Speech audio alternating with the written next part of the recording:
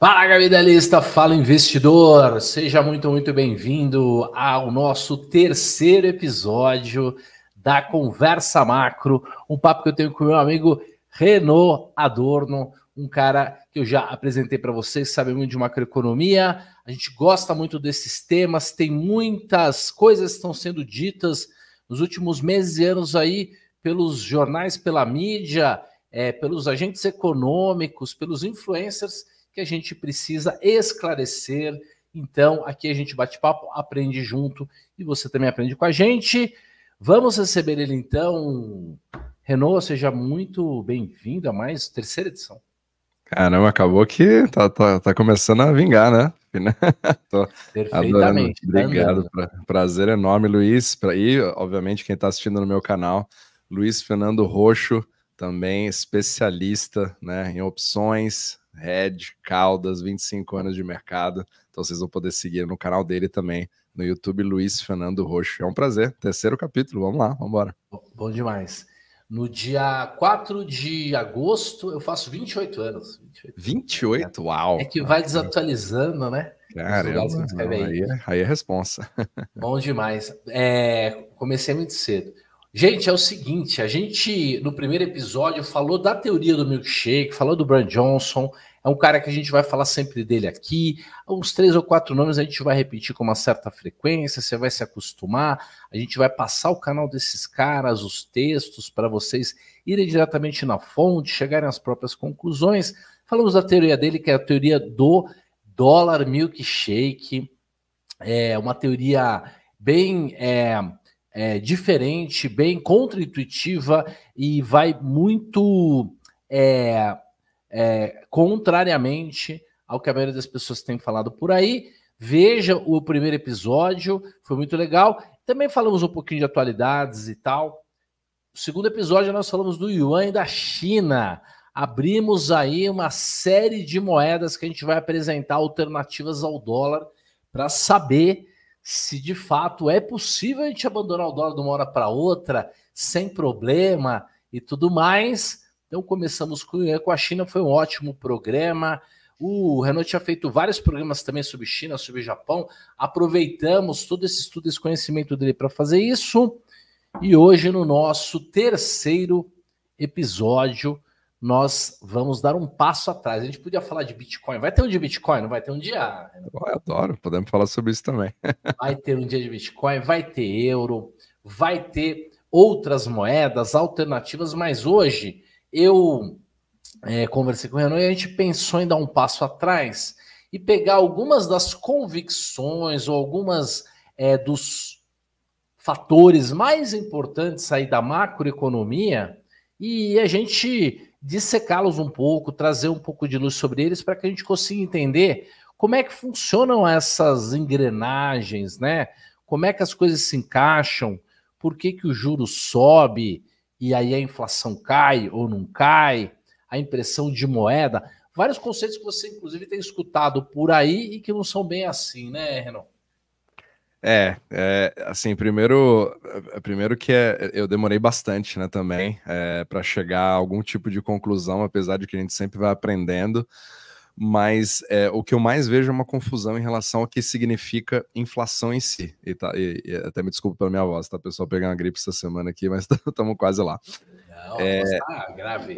Não, a voz tá mais grave que o normal, com certeza, mas muito se mistura o conceito de inflação, né? Então, quando você fala sobre inflação ou até sobre deflação, a gente tem uma confusão gigantesca, porque a gente confunde o fenômeno monetário com o fenômeno de simplesmente você ter uma alta de preços baseado num descompasso entre oferta e demanda. E isso se confundiu muito na pandemia, por exemplo, né? Então, muito se fala sobre uma certa impressão de dinheiro quando você fala sobre o balanço do Fed, por exemplo, né? Quando você tem aí um aumento, e imediatamente já fica aquelas manchetes dizendo 80% de todos os dólares feitos na história foram impressos agora, durante a pandemia, acabou. E aí acaba dando aquela impressão de que, meu Deus do céu, corram para as colinas. Se eu não comprar ouro ou Bitcoin, eu tô lascado. E se eu fizer isso, com certeza é só esperar o colapso do dólar que tudo vai dar certo. Não tem problema nenhum, com Pode até levar um pensamento mais absurdo ainda, tipo, vou comprar o yuan, né? Vou comprar a moeda dos BRICS, né? Porque o dólar quebrou e o último que sair apaga a luz. Não, é bastante complicado. Então, principalmente até o próprio Jeff Snyder, ele fez, até quero fazer curso sobre isso, inclusive, que foi uma das pessoas que me ensinou sobre esse assunto, tive uma conversa longa com ele, tive o prazer de poder conhecê-lo pessoalmente. Eu já mostrei esse cara, já falei dele várias vezes lá no Giro da Semana, eu acho que nós já falamos dele aqui também, vamos voltar a falar, ele é uma figuraça, a primeira vez que você vê, você não dá muito, você não dá muito crédito para ele, que parece um hippie, né? Ainda tem os dentes meio tortinhos assim, né?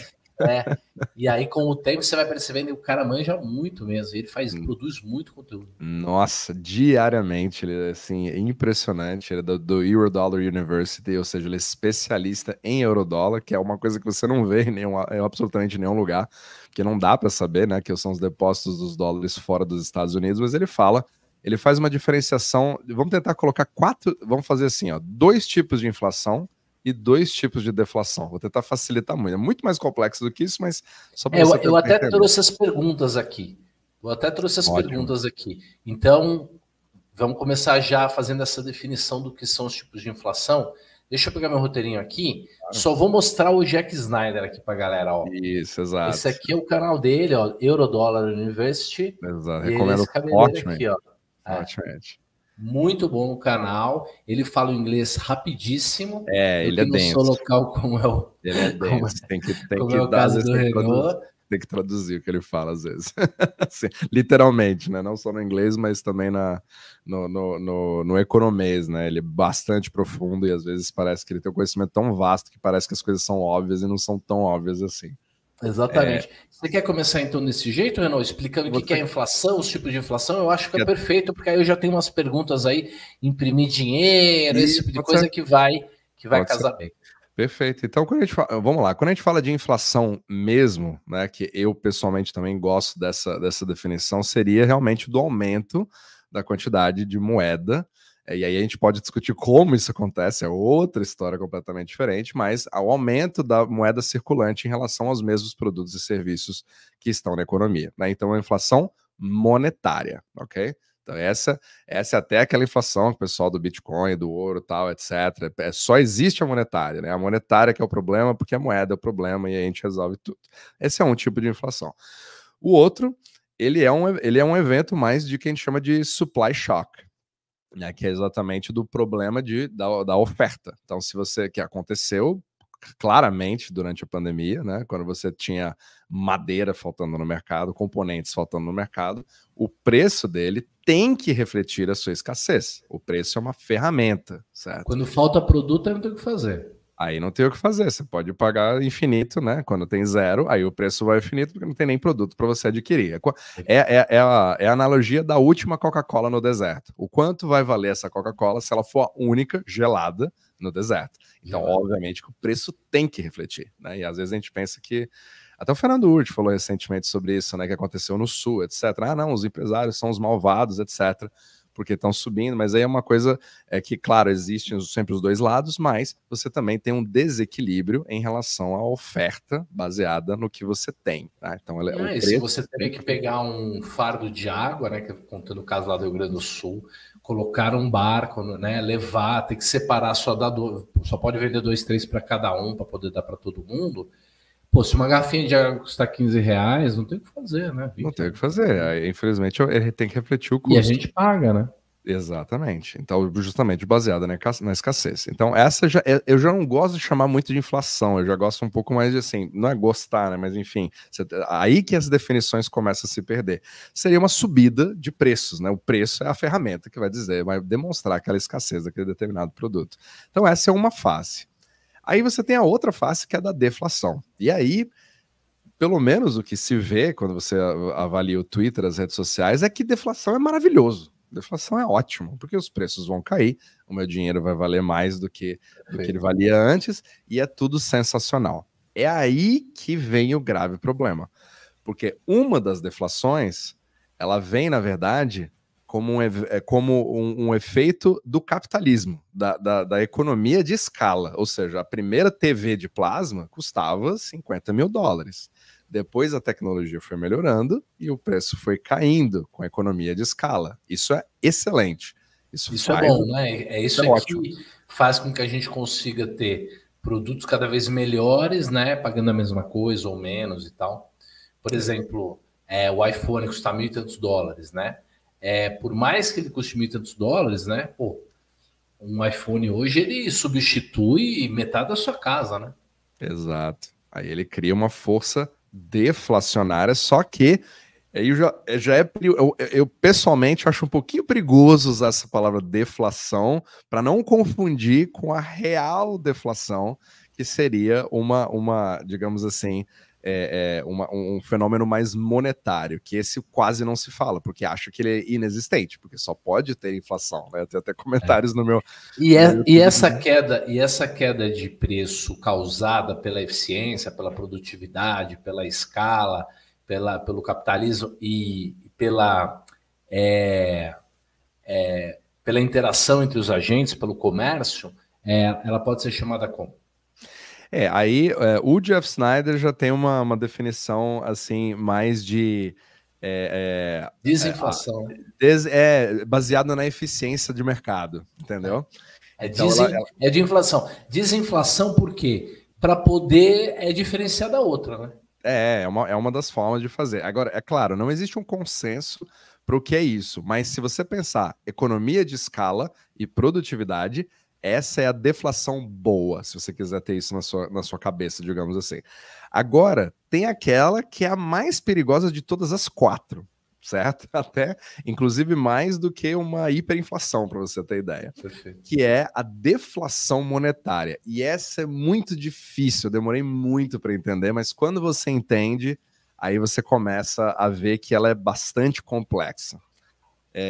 Eu vou tentar resumir de forma simples, não quero gastar muito tempo aqui nisso, né? Mas assim, a nossa economia ela é baseada em crédito, certo? Então, querendo ou não, gostemos ou não, é assim. Esse é outro conceito importante, né? Que é o seguinte: nós temos o laço da economia hoje, a economia é baseada em crédito.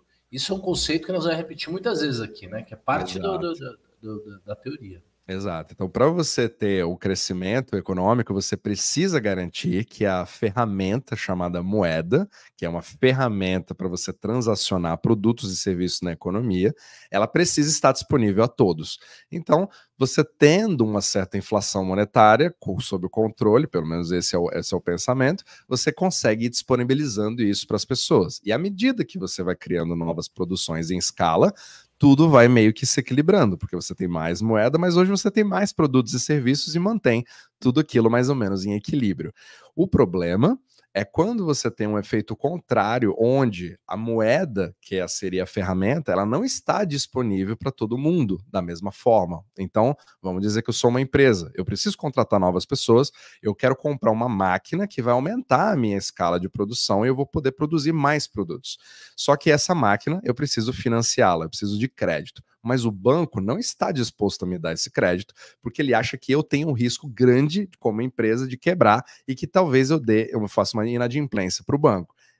Isso acontece quando os bancos sentem um risco maior no mercado. Aí os problemas começam. Né? Eu não tenho esse fluxo de capital vindo para minha empresa e o que acontece? Menos capital fluindo para menos produtos e serviços, deixa os dólares, vou falar aqui da moeda global, os dólares mais escassos, fazendo com que eu tenha que lutar pelos mesmos dólares. Eles ficam mais valiosos. Aí pode até ser visto como uma coisa boa. Só que se os meus dólares ficam mais valiosos, os meus salários que eu pago, os, sei lá, $4.000 que eu pago para o funcionário, ficam caros demais para mim. Eu não consigo mais sustentar porque eu não tive crédito, porque eu não consegui escala. Então, o que eu faço? Eu sou obrigado a cortar custos. Se eu corto custos, o que eu faço? Eu acabo demitindo pessoas. E se eu demito pessoas, eu crio todo um ciclo deflacionário. E as pessoas, quando elas não têm dinheiro, o que elas preferem fazer? Vórtex, né? Um vórtex. Elas não vão consumir, elas não vão aos restaurantes, elas não vão ao cinema, porque elas acabaram se endividando com o seu cartão de crédito e agora estão tentando pagá-lo. E ao pagá-lo, você acaba extinguindo um ativo bancário e acaba extinguindo a quantidade de dinheiro circulante. O M2 começa a cair. Esse conceito vocês vão ter que repensar várias vezes até, porque ele é totalmente contraintuitivo. Mas na hora que alguém faz uma dívida, dinheiro é criado. Exato. Na hora que alguém paga uma dívida, dinheiro é... Por isso que se a China pagar toda a dívida dela em dólar, voltando para o programa anterior, o dólar sobe. Exato, porque ele fica cada vez mais escasso, e aí você tem menos essa ferramenta para novos produtos e serviços. Infelizmente é assim, não é? Não estou dizendo que está certo, que está errado, mas é assim que funciona. E aí os preços caem não por conta da produtividade, mas porque não tem dinheiro. Vou contar um caso, um caso, que acho que é bem emblemático. Em 1990, você se lembra que você morava no Brasil nessa época? Morava? Morava. 90?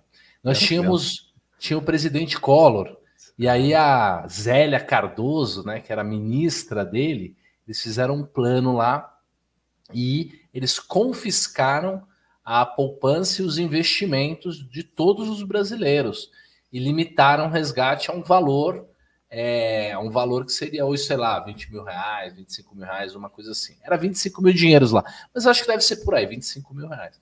Agora, se você é um empresário, se você tem contas muito caras, 25 mil reais é muito pouco, né? E o que aconteceu? Primeiro, durante uma semana a bolsa ficou fechada, depois, durante 2 semanas, todo dia a bolsa já abria em limite de baixa e encerrava no dia seguinte limite de baixa, a bolsa caiu 70%, mas não é disso que eu quero, não é esse exemplo que eu quero dar, porque não estamos ainda definindo o que é deflação de ativos. Ainda é a deflação do preço do consumo de produtos e tal. O carro mais legal do Brasil, Renault, você lembra? Cadete GSI, branco, conversível. Sim, era o carro mais legal da época. Ele custava 70 mil dinheiros. 70 mil lá da moeda. Uhum. Logo depois, sei lá, um mês depois, 20 dias depois desse crash na bolsa e do confisco monetário, quer dizer, faltou o dinheiro, esse mesmo veículo estava sendo vendido lá para o pessoal do pregão da bolsa por 15 mil. Exato. Então, olha a deflação. Não é que a produção do cadete ficou mais eficiente, então dá para produzir cadete mais barato. Não tinha dinheiro, né? Tem muitas placas da crise do Crash 29. Isso, eu ia falar disso. Muito trabalho. Conta aí. Aquela foto emblemática do cara na frente, assim, falando: perdi tudo na bolsa, esse carro está à venda por $100, né? Tudo bem que $100 Vou achar naquela época era muito mais. Mas digamos que fosse, sei lá, $1.000 de hoje num carro, né? E aí que vem o grave problema. Apesar do carro estar barato, extremamente barato, ninguém tem dinheiro para comprá-lo. Esse que é o problema. Essa deflação, o fato de estar barato é justamente uma resposta à falta de demanda que acontece porque o mercado todo entra numa espiral e você tenta guardar o que você tem. Então você não vai gastar, porque você tem a expectativa que o seu dinheiro vai valer mais no futuro do que ele vale hoje. Então você acaba guardando. É exatamente essa foto que eu estava em mente. Muito legal, ó, o cara. Muito elegante, né? Era outra época, né? Ó. Naquela época era... Exato. Eu quero $100. Exato. Tem que ter dinheiro, perdi tudo. Cash, né? No mercado de ações. Tudo no mercado de ações. Na bolsa. É muito boa. Então isso é a deflação. Isso é a deflação. Essa destrói a economia. De dinheiro. Então as pessoas estão dizendo, né? Eu me considero economista austríaco, quer dizer, eu sou mais austríaco do que keynesiano, zero keynesiano.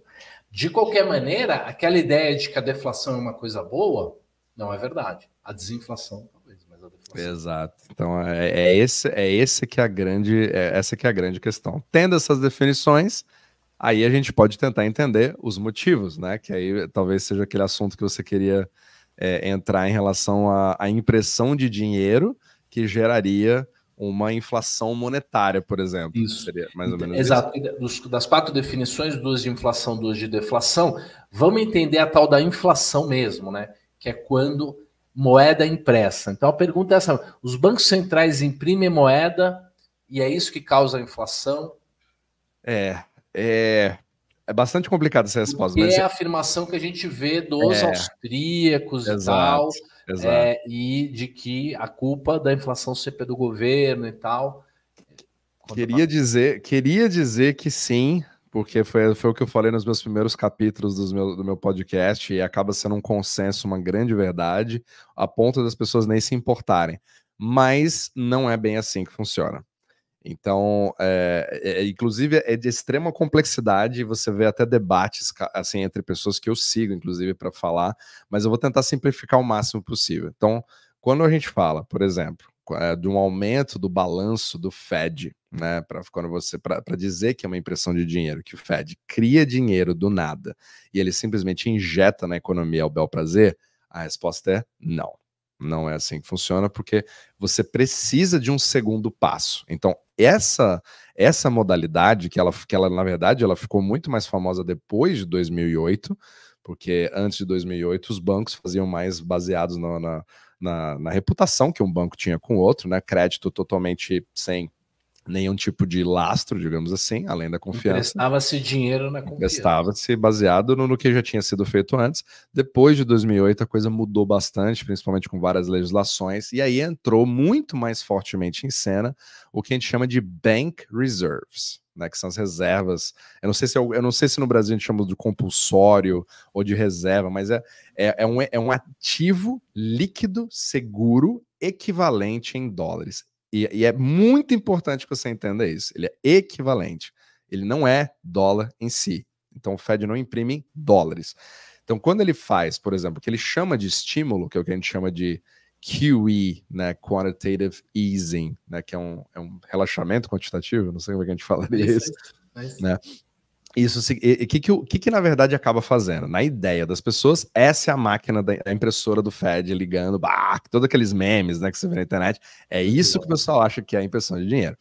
Só que na verdade não é assim que funciona. O que o Fed está fazendo é uma troca.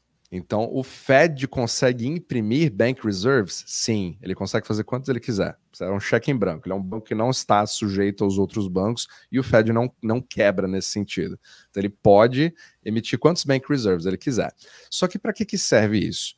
Os bancos do outro lado, eles têm os seus ativos e os seus passivos. Para um banco não morrer, você precisa garantir que os dois estejam equilibrados. Por isso que ele não quer emprestar se ele achar que vai dar um rombo no balanço dele que pode levá-lo à falência. Só que quando o sistema bancário está com problemas, a parte dos ativos, e muitos desses ativos têm bonds americanos, os títulos da dívida pública, esses podem variar. Às vezes eles estão mais altos, às vezes eles estão mais baixos, dependendo da taxa de juros no momento, dependendo da decisão do próprio Fed, que às vezes influencia os próprios balanços. Então, baseado nisso, muitos bancos, eles podem não ligar para isso, porque todo bond tem um valor que se eu carregar até o vencimento, o governo vai me pagar 1.000, certo? Mesmo que hoje ele valha 900, eu não vou vender ele agora, eu não vou realizar no prejuízo. Então, até aí tá tranquilo. Mas e se o banco tiver muitos saques, as pessoas quiserem sacar? Eu vou ser obrigado a vender parte desses bonds que agora estão no prejuízo e aí pode acabar me influenciando. Eu pode romper, né? Hoje você vê vários bancos nos Estados Unidos assim. Então, para que vai fazer o QE? O QE simplesmente falando assim, o Fed chega e fala assim, eu vou comprar esses bonds de você meio que num valor de face, vou facilitar aqui, porque não é sempre assim que funciona, mas eu vou facilitar, vou trocar esse que você tem que vale 1.000, hoje ele vale 900, mas eu vou dizer que vale 1.000 e eu vou te dar 1.000 bank reserves, que vale $1.000. Esses bank reserves não variam, porque ele fica que nem dólar. Ele só fez uma troca. Agora, isso foi para a economia real? Não, isso não vai para a economia real, exceto se o banco quiser.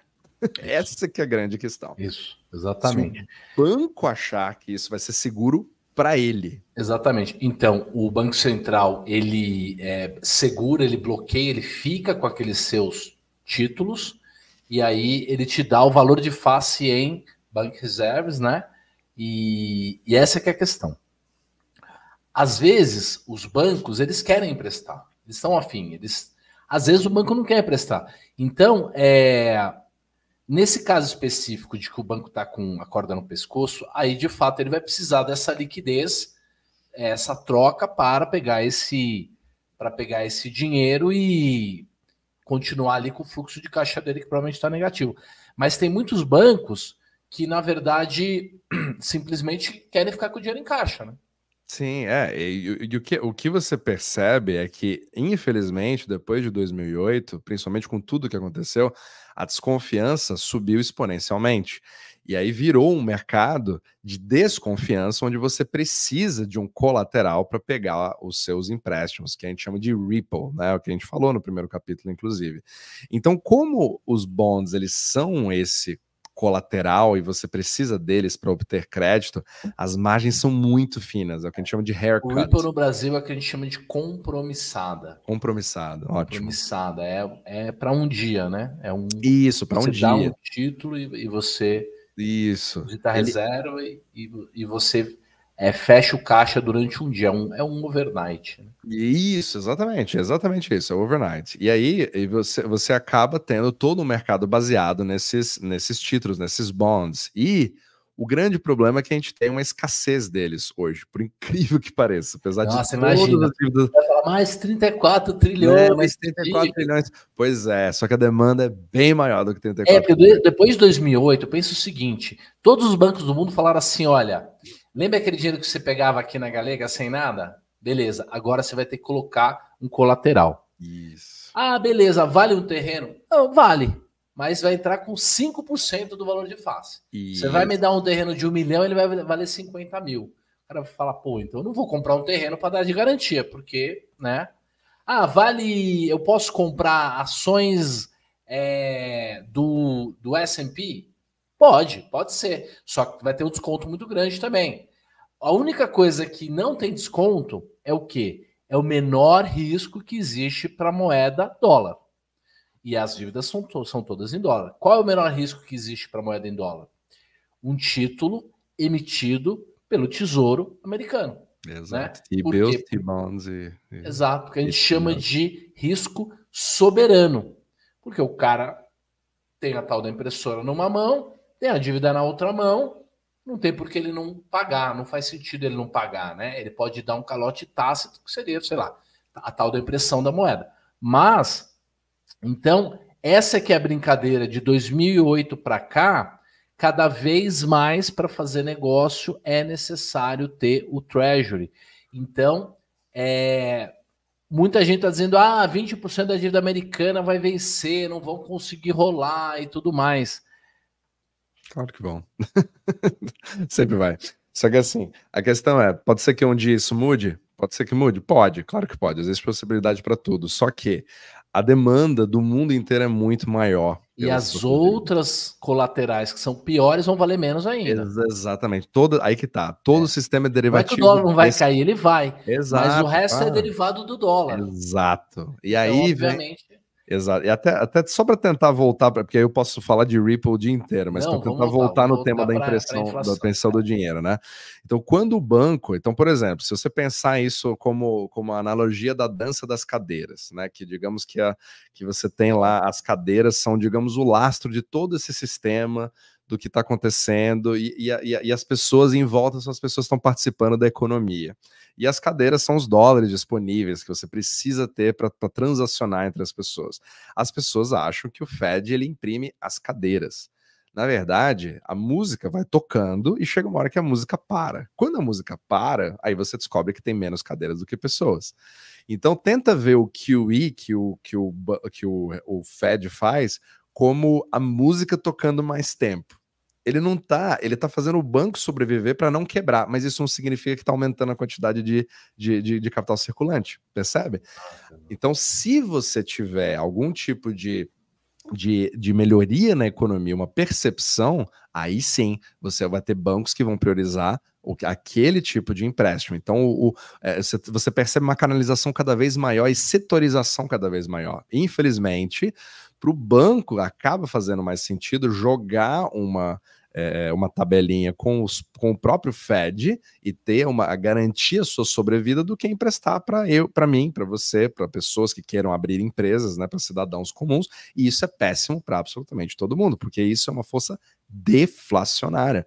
Menos dólares circulantes, menos empresas que abrem, menos restaurantes, menos cinemas, menos cruzeiros, menos viagens, menos tudo que poderia ter sido. Então, não é que parou de crescer, é que está crescendo muito menos do que poderia. Um exemplo muito interessante é o seguinte: você tem uma impressora de dinheiro, você imprimiu 100 milhões de dólares. Você me emprestou esses 100 milhões de dólares. Agora, no seu balanço, você tem 100 milhões de dólares em ativo, que é uma dívida para mim. Se eu perder esse dinheiro, acabou o dinheiro, não interessa que você imprimiu. Exato. Você pode imprimir quanto for. Se você emprestar pessoas que perdem o dinheiro, vai faltar dinheiro, mesmo que a impressora fique ligada dia e noite. Exato. Além disso, uma complementação para a gente voltar no tema do crédito digamos que a gente tem 3 situações. A primeira situação é essa atual, em que os bancos não estão querendo emprestar. Eles estão querendo simplesmente não quebrar ali, ter uma folguinha de caixa. Então, eles usam essa ferramenta do Fed, da reserva, e aí ele deposita os títulos. Ele tem que ter esses títulos, porque tudo é colateral, então ele tem os títulos. Muitas vezes ele comprou esse título quando a pré estava lá embaixo. Ele foi obrigado a comprar naquela condição e também meio que operou mal. E agora, o que ele fez? Ele deu os títulos em garantia para o Fed, e o Fed deu essas reservas bancárias, ele está com o dinheiro. Legal. Se ele resolver não fazer nada, isso simplesmente não teve moeda, não aumentou a inflação, não aconteceu nada. Absolutamente nada. Não aconteceu Só teve nada. uma sobrevida, a música tocando mais Exato. Tempo.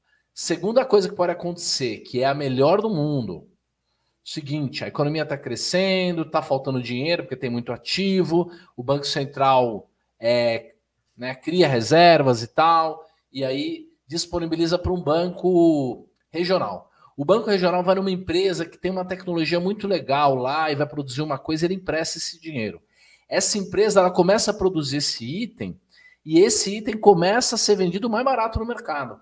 Então, esse é um empréstimo, é uma criação de moeda saudável, que vai levar, inclusive, à deflação. Por quê? Porque o empresário fez mais produto, fez um produto mais barato, a tecnologia vai fazer com que esse produto fique mais barato. Então, essa criação de moeda, inclusive, ela é positiva, ela também não gera inflação. Exato. A que gera inflação é quando, nós vimos no Brasilzão aqui, quem está no Brasil, né, quem está vendo no Brasil, quando lá em 2008, o presidente lá da época, que é o mesmo atual, resolveu fazer o quê? Incentivo de crédito para consumo. Esse de fato gera inflação, né? Esse gera. Teve um outro também, que, por exemplo, quando você fala assim, aí você tá me dando um excelente exemplo, né? Mas o governo não tem como imprimir dinheiro? Tem. Aí que tá. Só que aí tem um que é muito específico, que a gente viu pelo menos no Covid, que é quando o Tesouro, com a autorização do Congresso, faz, de fato, o empréstimo, certo? Porque todos os estímulos, os cheques que os americanos receberam, todos foram, em tese, empréstimos. Pode até ser alguns a fundo perdido, mas muitos tiveram que ser devolvidos. Todos esses, sim, criaram imediatamente uma inflação monetária na economia, injetando uma demanda artificial por produtos que estavam vivendo um choque de oferta. E aí você teve aquela explosão de coisas que você nunca imaginaria. Foi o chequinho, né? Foi o chequinho que foi para o pessoal. Esse foi realmente uma impressão de dinheiro. Então, mas não é entre assim 21, 22 e 23, o que nós tivemos? Quebra na cadeia. Então, nós tivemos todos os tipos aí de inflação. Tanto de oferta, quanto de demanda, quanto também essa impressão de dinheiro que foi para a mão das pessoas para elas poderem não terem problemas financeiros, porque a gente parou o mundo, né? E aí simplesmente as pessoas perderam o emprego e tal.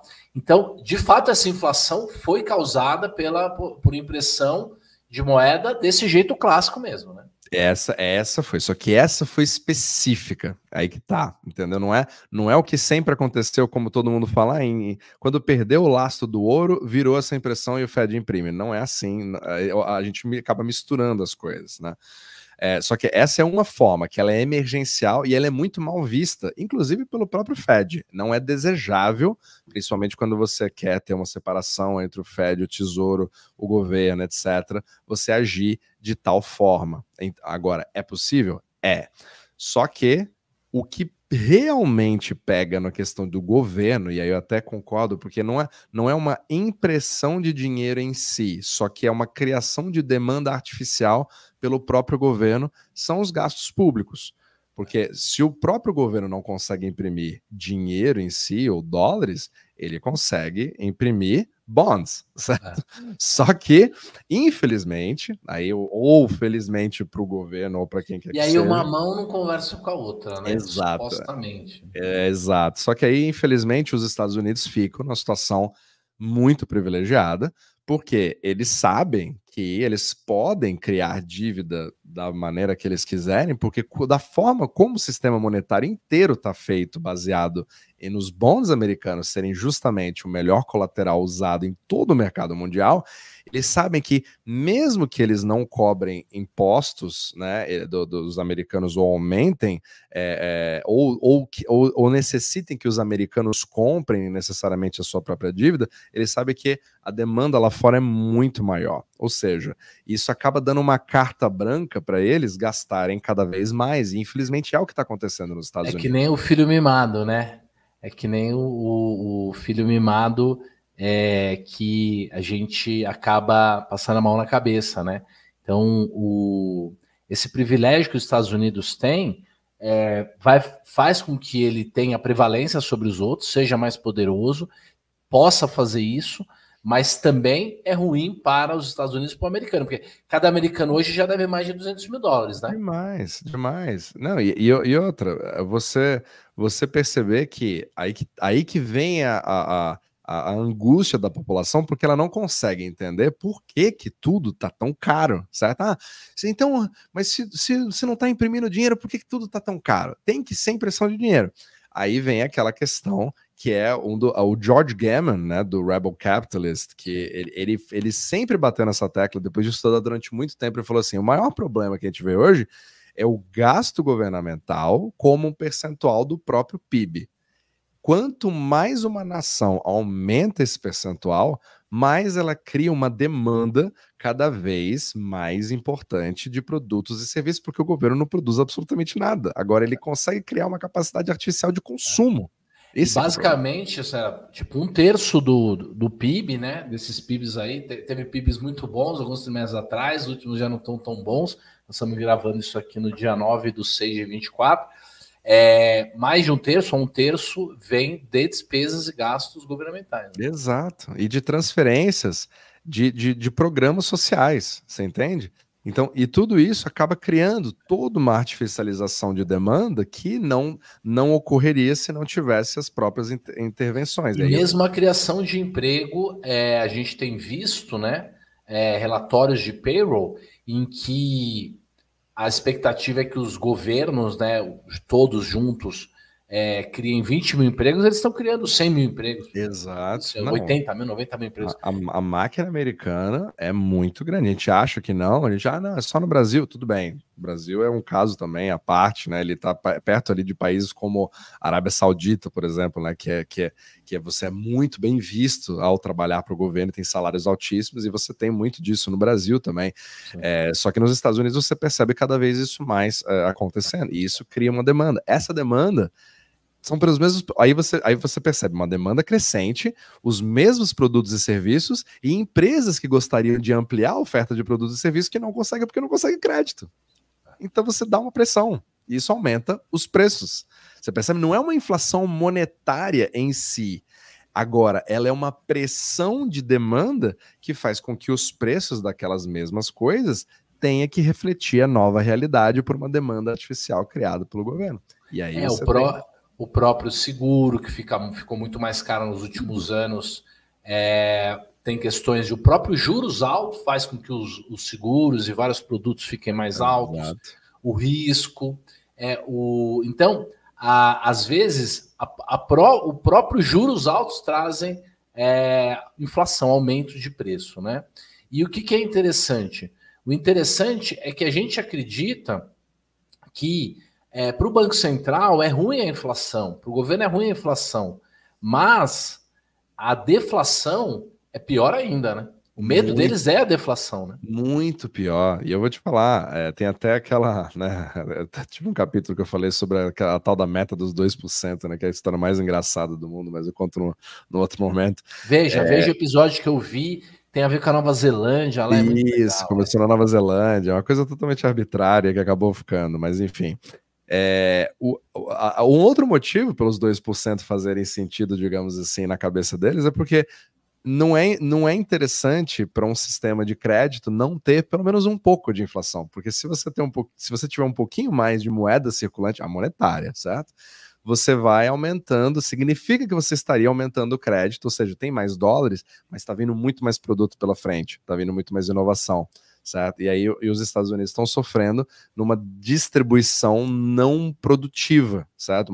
Você tem até esse debate que fala assim, não, a China, pelo menos, você fala, todo mundo tem dívida, mas pelo menos a dívida da China vai para estradas, vai para máquinas, vai para empresas, você tem a Huawei da vida, até entendo, tudo bem que eles extrapolaram para o outro lado e agora os Estados Unidos está tentando fazer isso, mas você percebe que quando você não gasta em algo produtivo, mesmo que seja por uma injeção de gastos governamentais agora, por exemplo, como na inteligência artificial, os Estados Unidos estão investindo em chips, né, em toda essa questão dos semicondutores, aí sim você pode criar, mesmo que com uma intervenção governamental, né, que você poderia ter uma coisa mais livre do mercado e da concorrência para poder fazer isso, mas são ondas diferentes. Então ela depende de onde é gasto, quanto é gasto, se esse gasto é dentro dos Estados Unidos, se esse gasto vai para a Ucrânia, por exemplo, numa guerra, você entende? Aí você pode exportar parte disso. Então são tantas macrocorrentes que fica impossível para o cidadão comum saber exatamente por que aquilo tá. Então é até compreensível que você queira simplificar tudo e falar assim, não, é impressão de dinheiro, é blá, blá, blá, blá, blá, compra Bitcoin. E aí você acaba simplificando toda a sua vida nisso e não necessariamente você tá, né, vendo os reais motivos. Exatamente, porque quem imprime mesmo o dinheiro é o banco, né? O banco é que vai criar e aumentar inclusive o M2, né? Exato. O M3. Exato. Não, o próprio M2. O próprio M2 ele já consegue ser feito baseado nisso. Exato. Só que aí você também mistura aquela questão do dólar ser a moeda global. Você tem M2 que sai dos Estados Unidos e tem M2 que entra nos Estados Unidos, né? Qualquer uma transação, se um italiano está comprando alguma coisa dos Estados Unidos para a Itália, você tem uma saída, certo? Né? Você tem uma saída você tem uma entrada de capital nos Estados Unidos e os Estados Unidos também comprando e importando de outros lugares, sai dólar dos Estados Unidos. Então é muito complicado e o Fed não consegue visualizar o que acontece fora das fronteiras porque ele não tem jurisdição. Então você tem um acordo entre bancos fora dos Estados Unidos que criaram vida própria e é aí que está realmente a impressão de dinheiro que você vê. Um banco em Londres pode imprimir boa dólar. Parte dos dados que a gente precisaria analisar realmente para poder enxergar o todo são invisíveis, né? Tem o Shadow Bank hoje, que são transações bancárias que a gente não enxerga. Explica um pouco dessa coisa de que o Fed fica olhando para um pedacinho só da coisa e conta que depois eu vou perguntar, a próxima pergunta, depois se você explicar isso, é se o Fed realmente é ele que manda nessa política, ele que sobe juros, desce, ou ele fica só fazendo narrativa. Mas vamos lá. Os dólares fora dos Estados Unidos, eles tomaram vida própria, principalmente depois da Segunda Guerra, né? Então, muito antes de 1971, que as pessoas falam, o que aconteceu em 1971, quando perdeu o laço do ouro? Na verdade, isso foi só foi só alguém apagar a luz e fechar a porta. Isso já vinha sendo feito desde os anos 60 até os anos 50. Onde os primeiros bancos fora dos Estados Unidos, começando pela Europa, por isso que o nome era eurodólar, porque era um dólar que estava usado na reconstrução da Europa, esses bancos, eles viram que eles não precisavam fazer um transporte das notas de um lugar para o outro, mas poderiam simplesmente fazer um check and balance, que é aquela conta de padaria entre os seus próprios balanços. Se eu te devo tanto, você me deve tanto, a gente faz aquela conciliação, e aí o nosso balanço, a gente consegue crescê-lo junto, que eu posso até te emprestar dinheiro e você me empresta. Desde que os nossos balanços estejam sincronizados, eu posso fazer isso com outros bancos. E aí começou a virar um sistema descentralizado. Olha que interessante, né? A gente acha que o Bitcoin foi o primeiro digamos sistema. Que eu chego aqui na esquina e compra uma casa de alguém, sei lá, e fala assim, eu vou te pagar, mas vou te pagar com prazo, vou ter uma dívida e essa dívida vai ser em dólar. Nós criamos um ativo aqui, nós não estamos nem nos Estados Unidos, nem temos impressora. Ele tem mais autoridade de criação de dólares reais inflacionáveis na economia do que o Fed. Você percebe? E isso, agora, isso cria, se isso de fato for usado na economia. Então, se você tem $1 milhão que foram criados num banco em Dubai para comprar um apartamento no Burj Khalifa, que não tinha antes, agora esse dólar existe e agora ele é circulante. E esse dólar que entrou na conta da imobiliária de Dubai pode a qualquer momento fazer um negócio com alguém em Miami e você inflaciona o M2 dos Estados Unidos. Quem veio com esse dinheiro?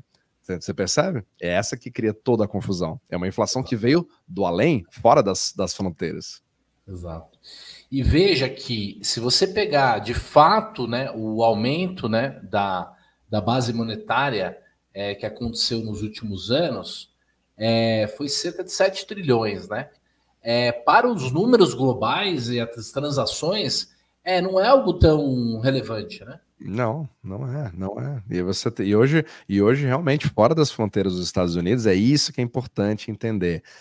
A dívida dos Estados Unidos de 34 trilhões, ela é só dos Estados Unidos. O mundo deve muito mais do que o dobro do que isso. Então a demanda por dólares em dólares, não é nem nessas zonas locais, é em dólares. Então você acaba tendo essa dívida teoricamente tá pequena. É incrível falar isso, só que é irresponsável? Tá errado? Tá. Você tá defendendo os Estados Unidos, Renan? Não, você tá dizendo que esse é o melhor sistema do mundo? É muito grande para o americano, é muito grande para os Estados Unidos, mas é pequeno para o sistema e o sistema aguenta muito mais. Esse aqui é o negócio. Para você ter ideia, a escassez é tão grande que existem bancos, um banco na Argentina, por exemplo, o que ele estava fazendo? Ele não tinha condições de entrar no mercado de repo, porque ele não tinha os bonds americanos, ele não conseguia nem ter solvência. Então o que ele fazia? Ele tentava criar um Eurobond, né, um título soberano, para tentar pegar isso e fazer um acordo com uma empresa americana de seguro que estava lá tranquila com seus bonds e falou: olha, meu amigo, posso rehipotecar o seu título? Você usa ele para mim e você ganha um pedaço da minha operação que eu vou pegar em Ripple. Alugar o bonde. Exato. Aí para poder ter algum tipo de lastro para falar assim, eu quero participar um pouquinho do euro-dólar. Esse que é o grande problema. As pessoas alugam o bonde. Eles alugam e tem vários bonds que são rehipotecados 3, 4 vezes. Eles são alugados. E a seguradora entra no meio e aí cobra uma taxa. Aí deixa a operação mais complexa, que é o Tri-Party Repo, tem vários outros que deixam cada vez mais... E aí o risco começa a aumentar. O que era para ter um risco zero, acaba não sendo tão zero assim, você entende? E só para voltar um passo atrás, por que a recessão é muito ruim para o Banco Central, para o governo, para o Tesouro? Porque aí a dívida dela aumenta.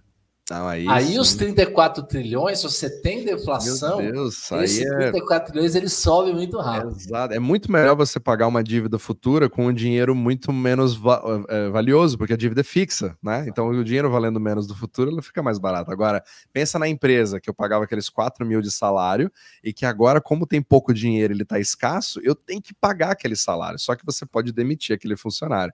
A dívida não. A dívida ela fica lá e ela é nominal. Só que agora esses 34 trilhões valem muito mais do que antes. Então, para você fazer isso, isso explode qualquer dívida. Isso simplesmente implode completamente todo o sistema. Porque o sistema, por definição, ele precisa ser inflacionário, senão ele não sobrevive. A implosão da deflação é mais perigosa do que a da inflação, porque ela é aguda e não crônica, né? Exato. E você pode subir durante anos na parte inflacionária, a deflação, ela faz assim, ó, de uma vez só. Porque aquela casa que eu comprei de você por 5 milhões, se ela passa a valer 1 milhão, foi 4 milhões que sumiu do sistema. E esse poderia ser um ativo de um banco. Não importa o que teve de inflação, não importa quanto moeda foi impressa, muito bom. Pensa nos bancos regionais americanos, que estão com os imóveis comerciais, que estão despencando de valor. Esse que é o problema. Isso cria uma fragilidade de um banco que pode trazê-lo à falência. Aquele problema que nós tivemos nas casas lá em 2008, Agora tem algo muito semelhante com os imóveis comerciais dos Estados Unidos. Exatamente, você teve uma mudança completamente. Tem muita gente. Você tem imobiliários especializando em transformar prédios comerciais em residenciais para tentar salvar isso de alguma forma, né? Apesar do layout ser completamente diferente. Tudo isso para tentar salvar, mas infelizmente é uma situação que vem se agravando. Só que ela cria um problema para os bancos menores. Os bancos maiores dos Estados Unidos não estão muito com esse problema, não faz tanto parte do portfólio deles, e você, infelizmente, acaba tendo uma migração de liquidez, que é aquela capilaridade, porque os Estados Unidos, a maioria das pessoas não sabe, mas são dezenas de milhares de bancos diferentes que você tem aqui, né? No Brasil a gente só conhece alguns, ou algumas cooperativas, tal, aquela coisa, mas os Estados Unidos são dezenas de milhares de bancos diferentes, ou até centenas de milhares de bancos diferentes. E esses pequenos, infelizmente, vão morrendo, e a sua liquidez, os seus depósitos, né, a famosa corrida bancária, acaba simplesmente sendo uma pessoa fazendo uma TED aqui dos Estados Unidos, um wire, tira da minha conta, vai para uma conta de um banco maior, né, como o Chase, Wells Fargo, etc. Então você acaba matando esses pequenos bancos. Exato, resgate, né? Que é um tema que a gente vai trazer no futuro. Ó, estamos nos aproximando da reta final, agora é a parte mais importante. Eu vou pedir para você, então, deixar um like. Deixa um like aí. Se você já segue o canal, né? Pode estar no meu canal, no canal do Renault, do Renault, não importa. Siga o canal aí, aperta o sininho também para quando a gente fizer outras edições aqui da nossa conversa macro, você receber a notificação, você poder acompanhar, vai ser muito legal, tenho certeza que mais algumas edições você já vai estar dominando aí as ferramentas, já vai estar com acesso a várias maneiras de pensar, com um vocabulário, com uma questão técnica muito mais profunda para você tomar melhores decisões, participar melhor de conversas. Então, novamente, deixa aí o seu like, não se esqueça. E olha, eu sempre deixo algum tipo de curso, treinamento, mentoria, alguma coisa aqui nos destaques do meu vídeo. Pode ser a mentoria secreta, pode ser o curso de estratégia do pauzinho. Então clique aqui e também o Renault às vezes vai colocar algum tipo de coisa lá, então acompanhe, veja outros vídeos, às vezes links, vai ser muito legal. Eu acho que com certeza está agregando bastante aí para as pessoas que querem entender um pouco mais de macroeconomia. Os temas, né, e os assuntos e a compreensão ela é muito complexa, mas a gente vai colocando um tijolinho de cada vez aí, vai ficando divertido. Exato. Mais uma pergunta para você, que é o seguinte: o papel do Banco Central nisso tudo. Eu sei que nós já falamos disso, mas então o Banco Central americano ele é a coisa mais poderosa. O Powell, será que é o cara mais poderoso do mundo?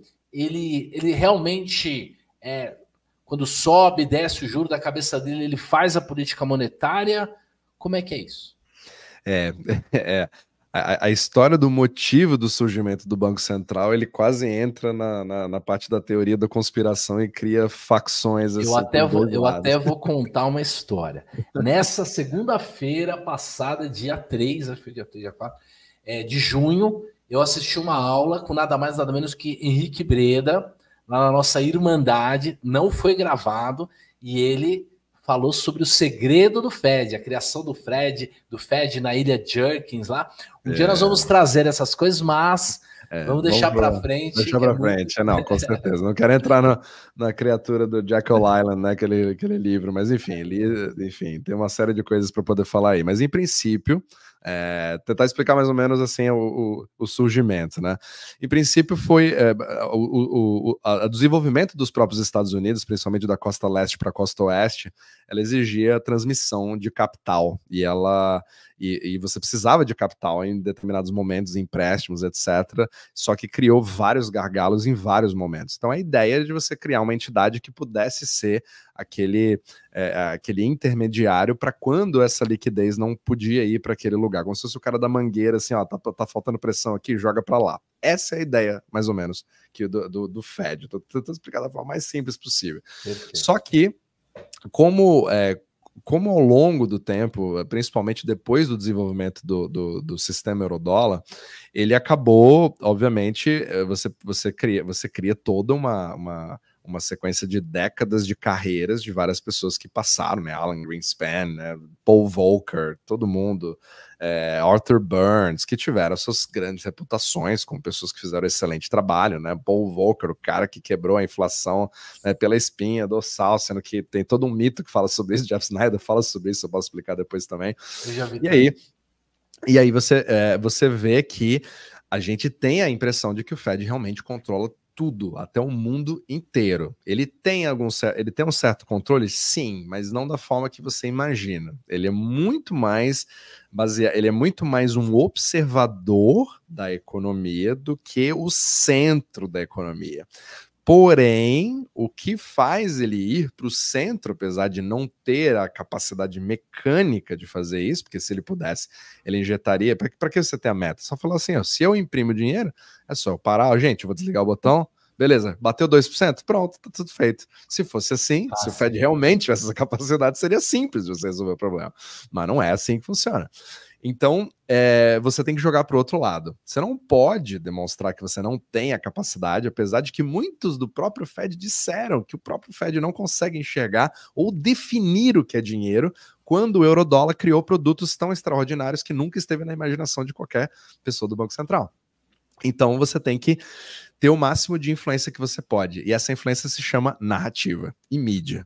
Porque a partir dela, você cria realmente aquela expectativa. Por exemplo, nós estamos na semana mais importante do mundo. Até Eles são os primeiros influencers do mundo, né, digamos. São os primeiros influencers.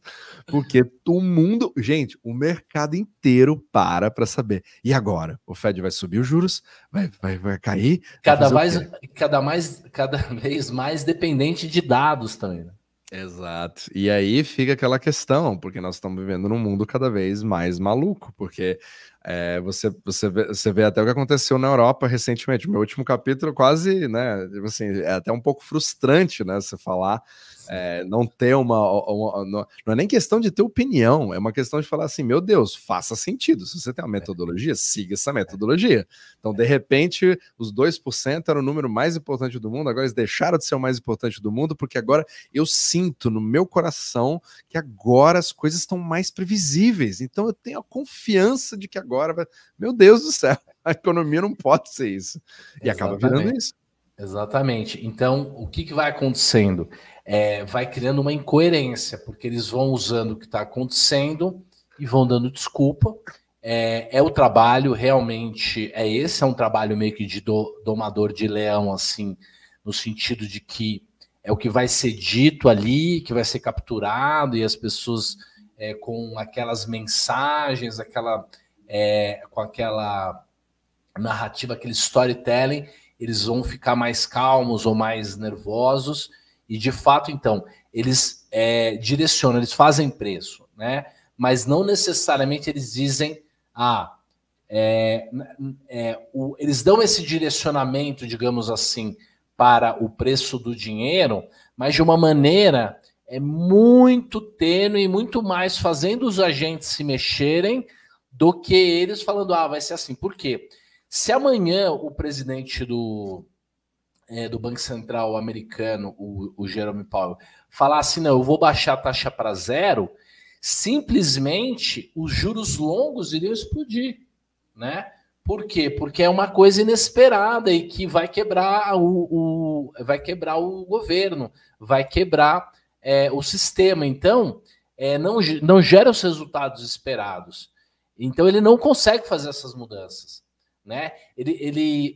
Mas em algum momento ele precisa, né? Em algum momento ele precisa começar. Por quê? Porque o próprio mercado já começa a pedir. Então, na verdade, é o mercado que pede, que define. E ele costuma ele costuma pegar o consenso do mercado e fazer aquilo que o mercado tem de consenso. Exato. A última coisa que o Jerome Powell quer fazer é uma surpresa completa para o mercado. Ele ouve o que o mercado quer, Aí ele tenta ajustar e fala para o chat GPT dele hoje assim, olha, faça um discurso que não deixe as pessoas muito contrariadas, mas que ao mesmo tempo não tire a minha credibilidade, baseado no que eu falei da última vez, para que eles continuem confiando em mim, para que eu continue sendo, e continue achando que sou eu que estou guiando o mercado. E não tá errado dele dizer assim, vai depender dos dados, né? Porque virou o discurso atual, porque é isso mesmo. Não tá, exato. A grande questão é saber quais dados. E se os dados não forem mesmo do jeito que estão bons para mim, será que agora eu continuo dependendo dos dados? Será que eu posso admitir que meu trabalho não foi bem esse, ou que eu não tenho tanta influência sobre aquele número que eu achei que as pessoas, né, que eu realmente teria? E a gente pode fazer um programa só sobre dados. Podemos fazer um programa só sobre dados. Gente, tá dando o nosso horário. A gente poderia ficar aqui muito mais tempo, mas a gente quer que vocês se viciem. A gente quer que vocês queiram ver o próximo programa. Então, mais uma vez, faz sua parte aí, manda para um amigo esse vídeo, deixa um comentário aqui, fala, eu acho que é isso, eu acho que não é, não concordo. Coloca a tua explicação, traga assuntos, temas. Eu vi que uns 2 ou 3 comentários, tanto no meu canal quanto no seu, já perguntam, já estão, já trazem temas e assuntos aí para a gente tratar aqui na nossa conversa macro. Então, quero agradecer muito. Palavras finais, ficou faltando alguma coisa, te cortei. Conta aí, Renan.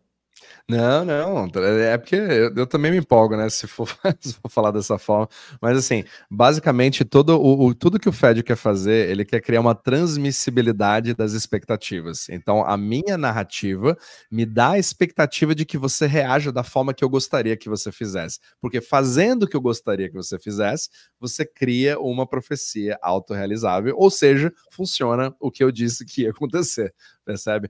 Mas se essa confiança quebrar, aí você tem carreiras em jogo e não é o que o Jerome Powell quer, nem a Lagarde, nem nenhum outro banco central. Exatamente. E pior do que a estagflação é uma crise mesmo de deflação. Então, aprendemos várias coisas, vários conceitos. Anotem aí, digam qual foi a parte que vocês mais gostaram. Agradeço enormemente. Um grande abraço para todo mundo. Se você ficou com alguma dúvida, deixa as suas perguntas aí. Renan, muito obrigado mais uma vez. Obrigado, Luiz. Prazer enorme estar aqui com você. Forte abraço. Até a próxima. Valeu, gente. Um abração e até a próxima.